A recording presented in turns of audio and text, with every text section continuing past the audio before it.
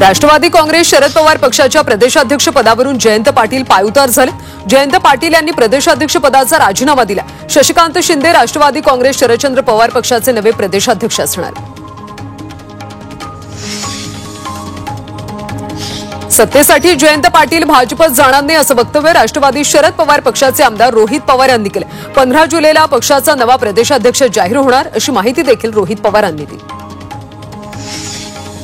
राष्ट्रवादी शरद पवार पक्षाच्या नवीन प्रदेशाध्यक्षांच्या निवडीबाबत आमदार जितेंद्र आव्हाड यांनी प्रतिक्रिया दिली।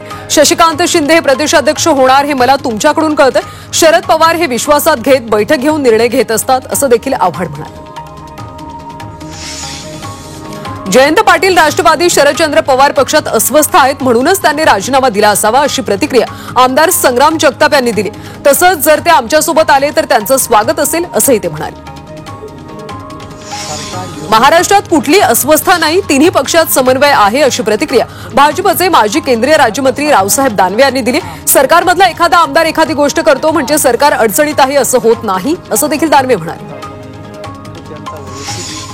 ठाकरे बंधू स्वतःची राजकीय पोळी भाजण्यासाठी तसंच हिंदी मराठीमध्ये तेढ निर्माण करण्यासाठी देवेंद्र फडणवीसांवर टीका करतायत अशी टीका माजी खासदार नवनीत राणा यांनी केली। मला शेवटच्या श्वासापर्यंत मराठीचा अभिमान राहील कारण मी महाराष्ट्रात जन्माला आली असं देखील नवनीत राणा म्हणाले। मनसेचं इगतपुरीमध्ये 3 दिवसीय शिबिर पार पडणार आहे। 14, 15 आणि 16 जुलैला हे शिबिर होणार आहे। आगामी निवडणुकीच्या पार्श्वभूमीवर राज ठाकरे कार्यकर्त्यांना मार्गदर्शन करणार आहेत। आईसारखं कुणी नसतं, आईशी प्रेमानं वागा। आई बाबामुळे जन्म घेतलाय त्यामुळे शेवटपर्यंत त्यांना विसरू नका असं आवाहन उपमुख्यमंत्री अजित पवार यांनी केलं। मी बारामतीमध्ये येतो त्यावेळी आईला भेटतो, रात्रीच मी आईला भेटतो, दर्शन घेतलं, तिच्याशी गप्पा मारल्या असं अजित पवार यांनी सांगितलं। बारामतीतील सावित्री हॉस्पिटलच्या उद्घाटनाप्रसंगी ते बोलत होते। जगाच्या नकाशावर शिवरायांचे किल्ले येणार आहे त्यामुळे पर्यटनाला चालना मिळणार असं वक्तव्य मुख्यमंत्री देवेंद्र फडणवीस यांनी केलं। हा शिवप्रेमींचा विजय असल्याचं देखील फडणवीस म्हणाले। युनेस्कोच्या जागतिक वारसा यादीमध्ये शिवरायांचे गड किल्ले समाविष्ट झाल्यानं महाराष्ट्राचं वैभव जगापर्यंत पोहोचेल अशी प्रतिक्रिया भाजप नेते सुधीर मुनगंटीवार यांनी दिली। किल्ल्यांना जागतिक ओळख मिळावी या दृष्टीनं हा निर्णय असल्याचं देखील ते म्हणाले। युनेस्कोच्या जागतिक वारसा यादीमध्ये राज्यातल्या 11 किल्ल्यांचा समावेश झाला। यामध्ये पन्हाळा गडाचा देखील समावेश आहे। यावर पन्हाळगड आता जगाच्या पाठीवर ठसा उमटवणार अशी प्रतिक्रिया कोल्हापूरचे पालकमंत्री प्रकाश आंबेडकर यांनी दिली। तसंच आता जबाबदारी वाढली असून पर्यटकांना लागणाऱ्या सोयी सुविधा लक्षात घेऊन नियोजन केलं जाईल असंही ते म्हणाले। रायगडसह राज्यातल्या 11 किल्ल्यांचा युनेस्कोच्या जागतिक वारसा यादीत समावेश झाल्याबद्दल खासदार सुनील तटकरे यांनी आनंद व्यक्त केला। मात्र रायगड संवर्धन कामाला वेग नसल्यानं त्यांनी खंतही व्यक्त केली।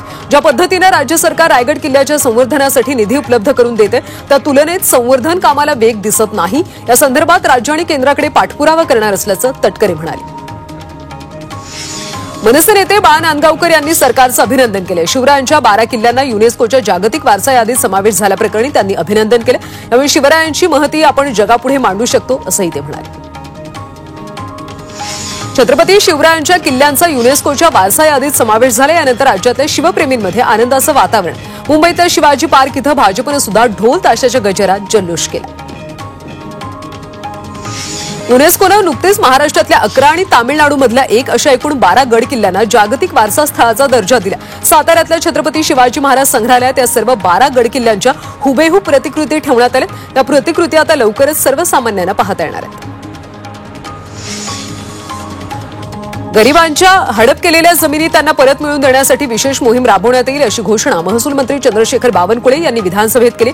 अस्लम शेख, योगेश सागर, अबू आझमी यांनी याबाबतचा प्रश्न उपस्थित केल्यानंतर बावनकुळे यांनी ही घोषणा केली।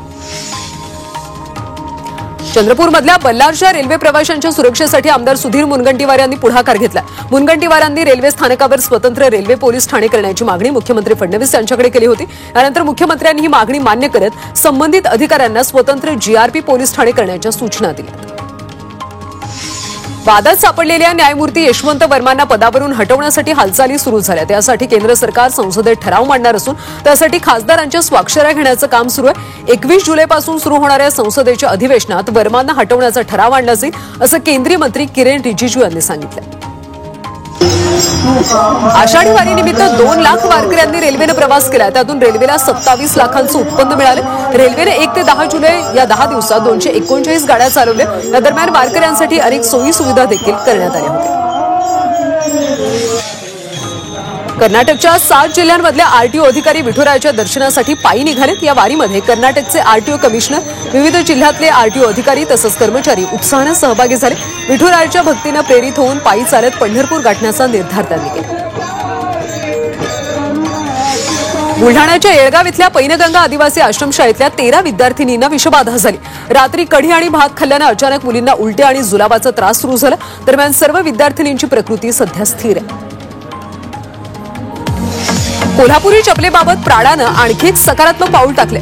प्राडाचं शिष्टमंडळ कोल्हापुरात येऊन चप्पल बनवणाऱ्या कामगारांशी संवाद साधणार आहे. 16, 17 आणि 18 जुलैला प्राडाचं शिष्टमंडळ महाराष्ट्रात येणार आहे. मुंबईमध्ये महाराष्ट्र चेंबर ऑफ कॉमर्स यांच्यासोबतच्या बैठकीनंतर हे शिष्टमंडळ कोल्हापुरात येणार आहे. कोल्हापुरी चपलेबाबत इतर वस्तू जागतिक पातळीवर नेण्यासाठी ही भेट महत्वाची ठरणार आहे.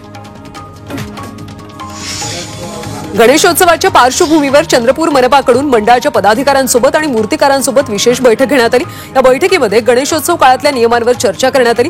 तसंच काही अटी शर्थींसह पीओपीच्या मूर्तींना परवानगी देण्यात आली. नवी मुंबई मनपाच्या वतीनं ज्वेल ऑफ नवी मुंबई इथं गौतम बुद्ध यांच्या भव्य पुतळ्याचा अनावरण सोहळा पार पडला. भाजप आमदार मंदा म्हात्रे यांच्या आमदार निधीतून या पुतळ्याचं बांधकाम करण्यात आलं असून वनमंत्री गणेश नाईक आणि मंदा म्हात्रे यांच्या प्रमुख उपस्थितीत या पुतळ्याचं अनावरण करण्यात आलं.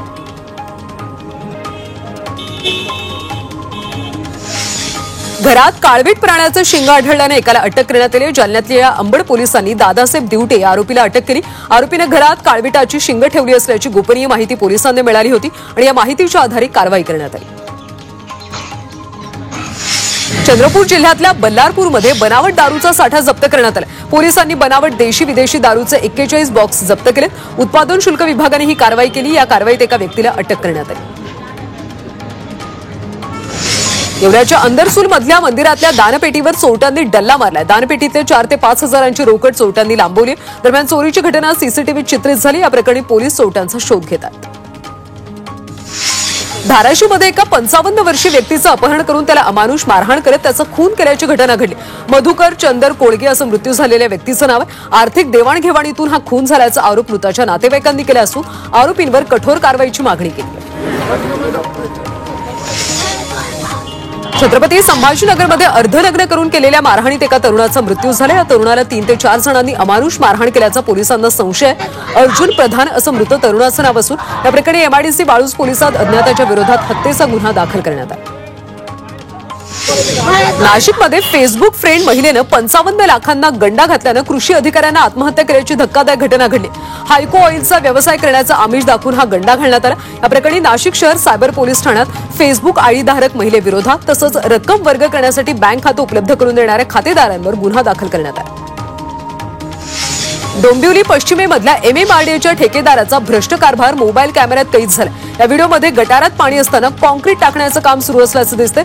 हा व्हिडिओ सोशल मीडियावर व्हायरल होत असून कामाच्या दर्जाबाबत प्रश्नचिन्ह उपस्थित होते. त्यामुळे ठेकेदारावर काय कारवाई होते हे पाहणं महत्त्वाचं आहे.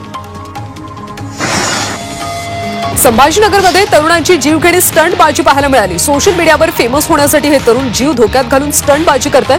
रील बनवण्यासाठी हे तरुण चालत्या बाईकवर चढले.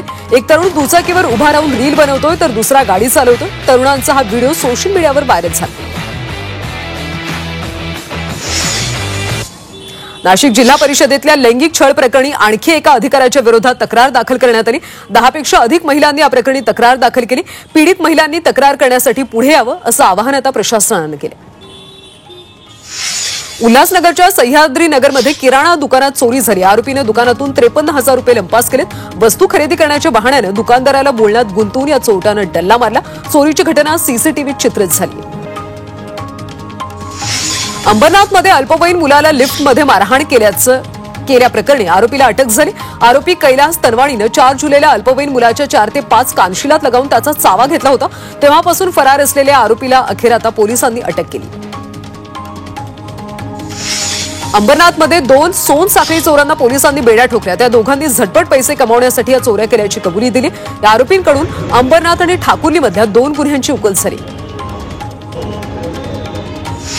जळगावच्या भुसावळमध्ये चालत्या रिक्षातून एक विद्यार्थी बाहेर फेकला गेल्याची घटना घडली। विशेष म्हणजे विद्यार्थी फेकला गेला याचा रिक्षा चालकाला थांगपत्ता देखील नव्हता। पाठीमागून येणाऱ्या वाहन चालकांनी विद्यार्थ्याला उचलून धीर दिला। रिक्षात अतिरिक्त विद्यार्थी कोंबले जात असल्यानं हा प्रकार घडल्याचं सांगितलं जात आहे।